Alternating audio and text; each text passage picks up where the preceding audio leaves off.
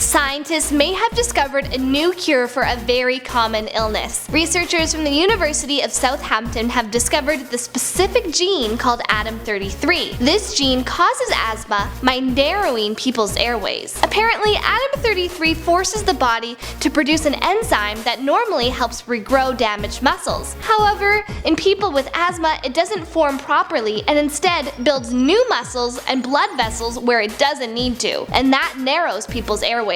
Doctors define asthma as a chronic inflammatory disease of the airway. It causes the following symptoms: shortness of breath, tightness in the chest, coughing, and wheezing. Asthma can be mild, moderate, or severe, and it can vary from person to person. It can flare up from time to time and then not appear for long periods of time, or it can flare up every day. It just depends on who you are. Specialists previously thought that the condition was mainly caused by allergens such as pollen or dust. And although that these things are not good for people with asthma, they don't actually cause asthma. Like I said before, scientists think that this new gene, ADAM33, makes people's airways narrower to begin with. The new study was recently published in the Journal of Clinical Investigations, which is a renowned scientific magazine. To get to this theory, scientists have experimented on both humans and mice to test the theory. Basically, they surrounded humans and mice with dust mites in hopes of activating the gene. Then they found out that if they could switch off ADAM33,